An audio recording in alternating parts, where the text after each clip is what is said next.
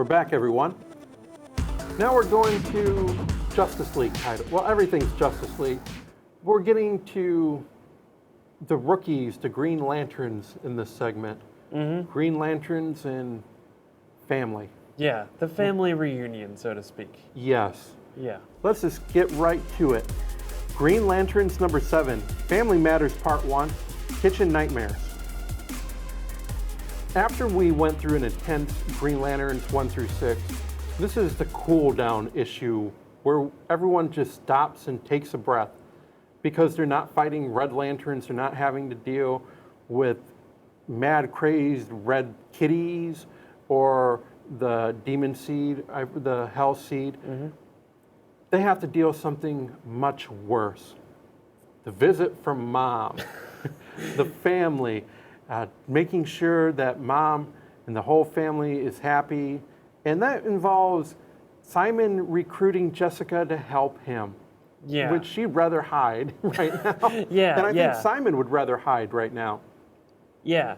Simon mentions that as punishment for leaving his sister and brother-in-law with Rami, the rogue guardian, that she's punishing him by making him make ma'amul, which is a Lebanese dessert, which he describes as being like cookies but better than cookies. So it sounds pretty good, but he has the problem being he's never made it. He has no idea how to make it. Yes. The recipe is apparently insanely complicated. Insanely intricate. Yeah, and he really has to drag Jessica into the kitchen to help him with that. Because at first Jessica was ready to leave where she had the ring call Darkseid. He's not answering the little joke, and she was ready to leave. And Simon came and says, you need to help me, we're partners, you need to please help me. And then Simon starts to get all anxious. She said, if you wanted to bail out, that was 20 minutes ago. Yeah. And that was cool where they're bonding over family, and they're becoming a family themselves. Mm-hmm. And it's that reversal of what we had for pretty much the last 6 issues, which is Simon trying to help Jessica along. Now we have Jessica sort of staring at Simon like, wait, you have insecurities? Exactly. That's my thing. And it's funny too because they also discuss Rami. Simon gives Jessica a little bit more backstory on him and says, technically this guy is one of our bosses. And I think Jessica says, oh yeah, great. So now I have a ring that I can use whenever I overcome my insecurities at the drop of a hat. And my bosses are little space jerks, as she calls them. Yes. So it's a funny, her being really brought into this family and really being accepted by Simon, too. Yeah. It was a fun issue. They finally start using their Green Lantern powers to make the cookies, and they're running out of time, but they're using their powers, making all this batch of cookies. The mom comes. That was really unique when she was coming and he was in his Green Lantern uniform. She's, what are you doing? What are you dressing? I'm a Green Lantern, Mom. And she was, what? Don't put my life in danger. The banter back and forth was great. But it gave Simon some kind of definitive feelings because he was very scared that his mom was going to pick apart everything and not realize what he's trying to do is good.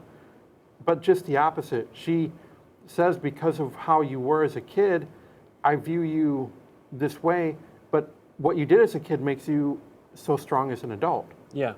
She meant. We also get a little bit more backstory that she was very critical of him as a child, always keeping on him to do better, and that kind of gave him a rebellious streak later on, and he ended up stealing cars, went to Guantanamo for that, and she notes when she kind of comes to terms with that, I knew you were rebellious, but by being rebellious, that also means you're courageous. And that, that makes you a hero. So, I mean, it I think helps himself validate his own role as a Green Lantern. It definitely did, but it took the cookies to calm her down after she tasted the cookies where Jessica's, cookie? And the panels they're grabbing it, they're all looking. She's, well, you didn't burn the incense in the bowl before, da-da-da. And but they're actually pretty good. Cashews, huh? Yeah. Yeah, good Yeah. taste, because they had ran out of Pistachios. and they put in cashews. Yep, because Jessica said she was an expert at creative substitution since she Right. was shut into her apartment for so long. I like that part. I also like the little parts where Simon's nephew was playing with Rami in terms of he was just meditating. And so the nephew is starting to put items on top of his head to balance it. Yeah. And Rami comes out of it, they're here or they're coming. And he starts to leave. Mm-hmm. But he's not like any typical guardian. Yeah. Simon describes him as being, he's crankier. He's almost more like a homeless guardian. Right. I mean, he describes the other ones as being really immaculate and very, very straight. And Rami's just really, really different in his opinion. Definitely. So he doesn't really know what to expect from Rami. We don't know what to expect from the Phantom Ring that he's made, and we do know from the last panel that Rami flies off and says the Dominators are coming. Which isn't good, because the Dominators are typically a very hostile alien race Yeah. within the DC universe. Yeah. And chances are they probably want the Phantom Ring, or they want him too to possibly make more Phantom Rings. Definitely. Who knows? This issue of Green Lanterns was a nice step back, a nice getting to know the characters, as well as, like we said, getting to know the family as we see Simon and Jessica bonding, Simon coming to terms with his family and with his mom. Great family aspect of this, which was cool. Yeah, it's a good step back from the kind of chaos that was definitely. that was a lot of stuff happening in the last few issues. Definite chaos. Yeah. Green Lanterns, new characters, new settings, really good. Justice League number 5, the Extinction Machine finale. You ever read a series, you've read a few issues, and you still don't know what is going on?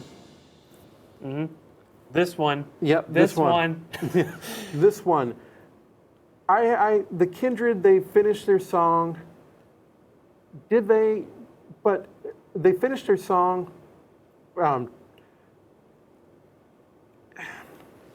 I don't know where to wrap my head around this one. It's very esoteric in how these happen. I mean, we have guys who are basically deities. They're trying to accomplish one mission. You have these alien robot drone insect things from outer space that are trying to do another mission. And we have these two intersecting things, and it seems like the sense I got from this was that the Kindred, the Purge was trying to eliminate the people on Earth so the Kindred couldn't come to power, almost like a failsafe for that. And then there were the bombs in the center of the Earth, and that was a failsafe just in case those, the Purge failed. And Justice League is trying to stop the Kindred, and they're at a stalemate. Yeah. But they finished their song. I feel like eventually this storyline will make sense, because they talk about, we finished our song and now the forever crisis will happen. Yeah.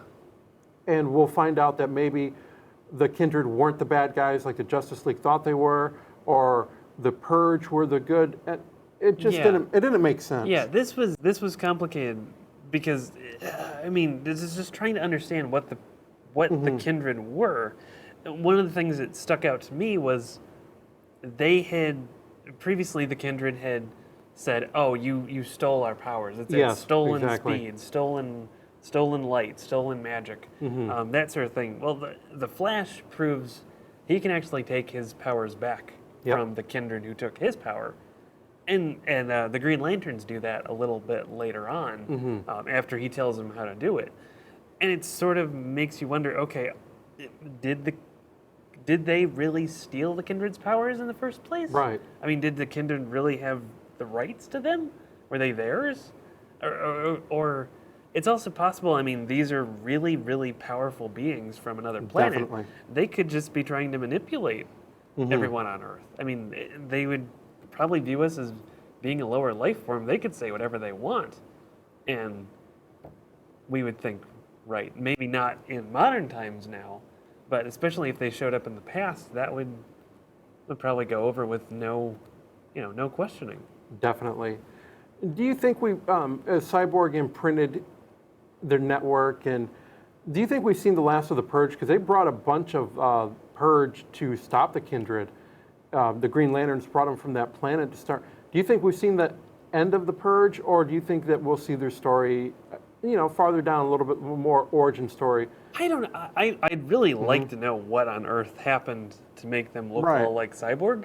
I mean, that would be nice. And they brought so many to Earth, and they couldn't possibly just, crumble to dust in that period. They didn't even show them after. I mean, they dumped a whole bunch of them on one of the Kindred, and then they just sort of disappeared. They showed the people that made up the Kindred, but they didn't show the Purge after that. It would be interesting to know what was going on with that, because I think if we learn more about the Purge, we're going to learn more about this crisis. But who knows? I don't. At the rate they're not exactly forthcoming with information about this whole crisis, maybe we're not going to know. Maybe this is a setup for something later, way later down the road, where we'll go, okay, now I understand what the story meant.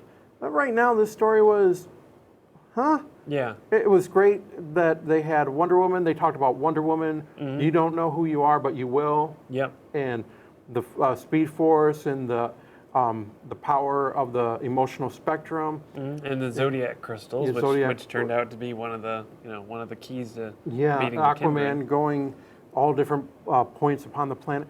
It was in Superman taking out one of those, if you want to call them those doomsday earthquake makers. He brought one out because it was about ready to erupt. Then he used that to disrupt the Kindred. There's a lot of pieces there that I feel we'll get back to. Like, they threw everything out on the table and you don't know what's going on, but as you start sorting it out, it starts to make sense. Yeah, and that kind of seems like that's what they're going to be doing in the coming issues. Because reading through this issue, I wasn't even really sure if the Kindred had finished their song. Yeah, I didn't know either until they just sort of exploded apart. And then I think it's, was it Batman at the end who said, they finished their song, but we don't know what happened? Exactly. And I sat there kind of scratching my head like, oh, okay. Yeah, I don't know what happened either. Yeah. We're at a stalemate, and usually this is when someone comes and there's Superman with the big ball of fire and just lets it erupt, if you want to call it that. Yeah. Yeah. Justice League is a great series. These first issues were very confusing. I'm sure later on this will make a lot more sense, but right now, confusion. Yeah. It's gonna take a bit more point connecting to really bring me up to speed with this. And especially with this Forever Crisis, is this going to be the major event in the future for the DC Universe rebirth? Maybe this has some ties into the Watchmen. Maybe it doesn't. But whenever you put the word crisis in any storyline with DC, something major is going to happen. And maybe that's what we have, is a setup for something major down the line.